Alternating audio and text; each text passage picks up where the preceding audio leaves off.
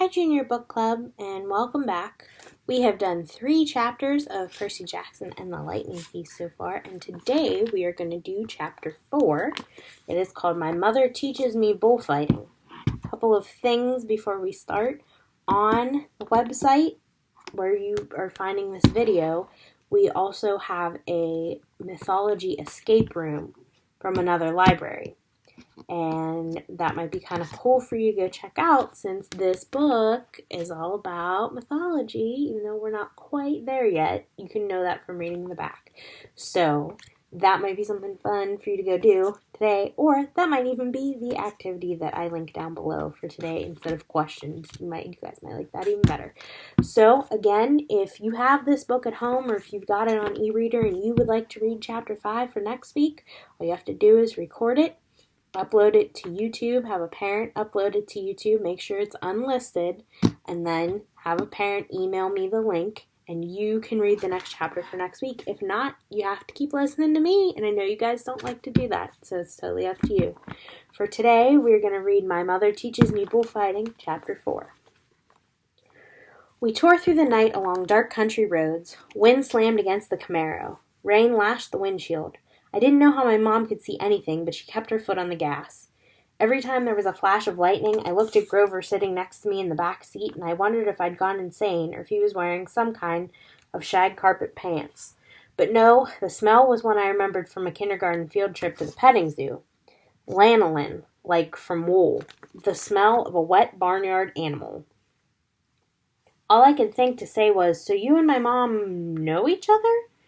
Grover's eyes flitted to the rearview mirror, though there were no cars behind us.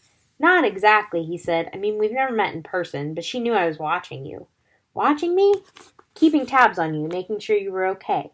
But I wasn't faking being your friend," he added hastily. "I am your friend." What are you exactly?" "That doesn't matter right now." "It doesn't matter? From the waist down, my best friend is a donkey." Grover let out a sharp, throaty bull ha ha ha ha. I'd heard him make that noise before, but I'd always assumed it was a nervous laugh. Now I realized it was more of an irritated bleat. "Goat," he cried. "What? I'm a goat from the waist down." "You just said it didn't matter." Blah ha ha ha ha. "There are satires who would trample you under hoof for such an insult." "Whoa, wait, satires? You mean like Mr. Brunner's myths?" "Were those old ladies at the fruit stand a myth, Percy? Was Mrs. Dodds a myth?" "So you admit there was a Mrs. Dodds?" "Of course. Then why, the less you knew, the fewer monsters you'd attract," Grover said, like that should be perfectly obvious. "We put mist over the human's eyes. We'd hoped you think Kindly One was a hallucination. But it was no good. You started to realize who you are." Wait a minute, what do you mean?" The weird bellowing outside rose up again somewhere behind us, closer than before. Whatever was chasing us was still on our tail. "Percy," my mom said, "there's too much to explain and not enough time. We have to get you to safety." "Safety from what? Who's after me?" "Oh, nobody much," Grover said, obviously still miffed about the donkey comment. "Just the Lord of the Dead and a few of his bloodthirstiest minions." "Grover!" "Sorry, Mrs. Jackson. Could you drive faster, please?" I tried to wrap my mind around what was happening, but I couldn't do it. I knew this wasn't a dream. I had no imagination. I could never dream up something this weird.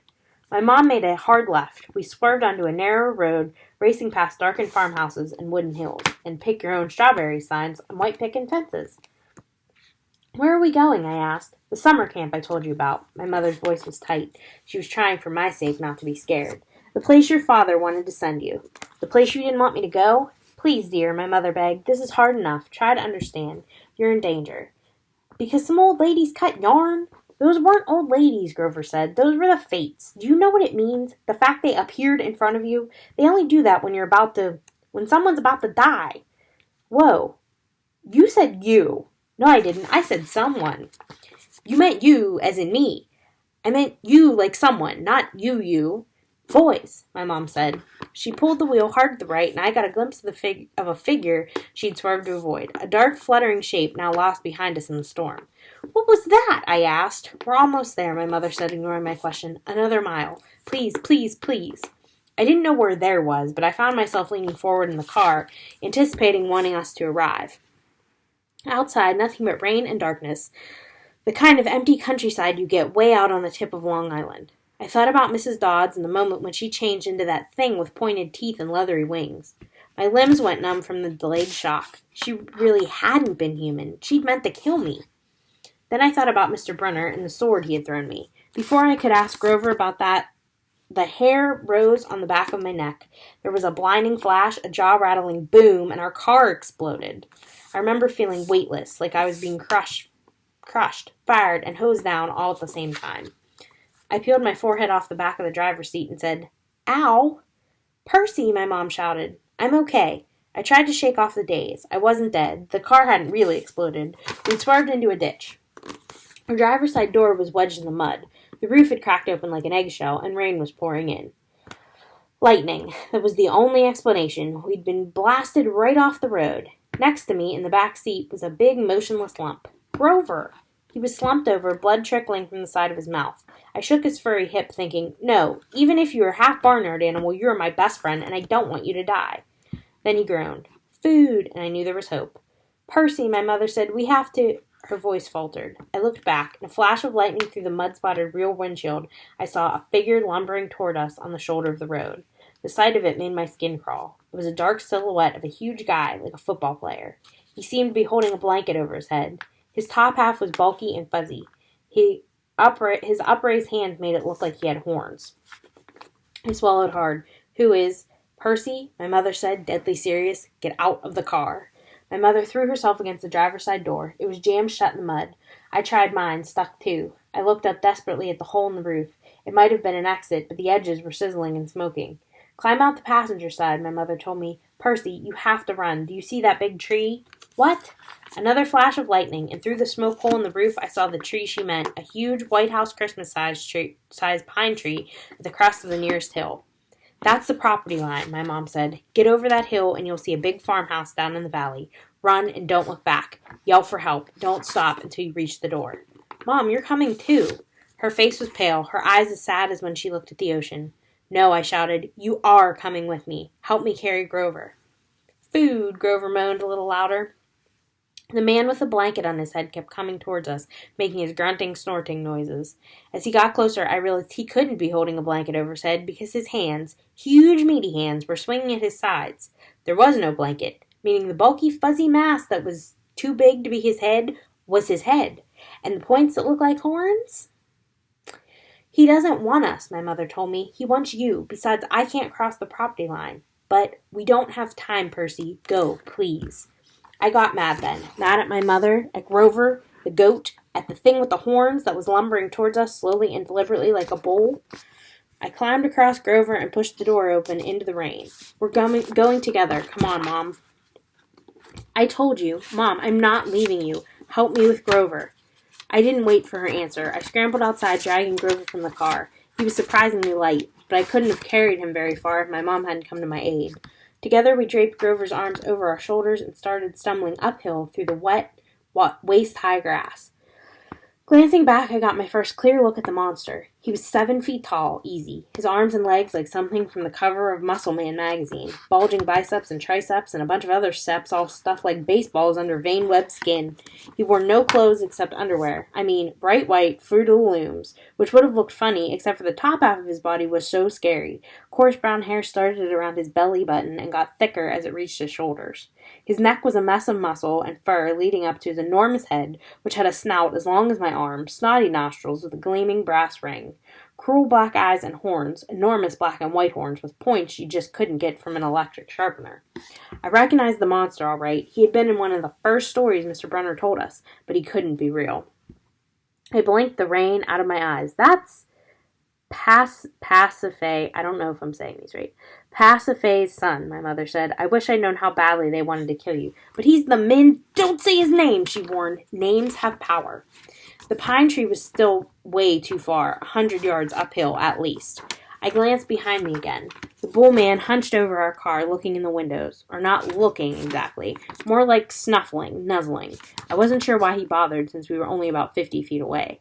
"Food," Grover moaned. "Shh," I told him. "Mom, what's he doing? Doesn't he see us?" "His sight and hearing are terrible," she said. "He goes by smell, but he'll figure out where we are soon enough." As if on cue, the bull man bellowed in rage. He picked up Gabe's Camaro by the torn roof, the chassis creaking and groaning.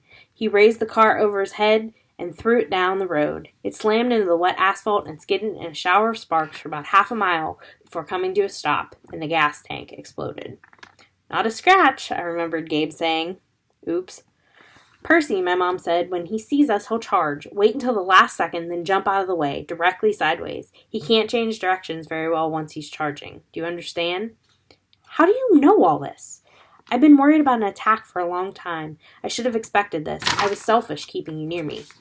"Keeping me near you, but—" Another bellow of rage, and the bull man started tromping uphill. He smelled us. The pine tree was only a few more yards, but the hill was getting steeper and slicker, and Grover wasn't getting any lighter.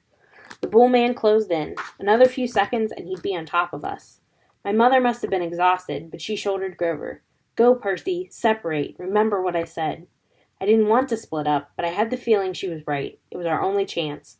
I sprinted to the left, turned, and saw the creature bearing down on me. His black eyes glowed with hate. He reeked like rotten meat. He lowered his head and charged, those razor-sharp horns aimed straight at my chest. The fear in my stomach made me want to bolt, but that wouldn't work. I could never outrun this thing, so I held my ground, and at the last moment I jumped to the side. The bull man stormed past like a freight train, then bellowed with frustration and turned, but not toward me this time, toward my mother, who was setting Grover down in the grass. We reached the crest of the hill. Down the other side I could see a valley, just as my mother had said, and the lights of a farmhouse glowing yellow through the rain. But that was a half a mile away. We'd never make it.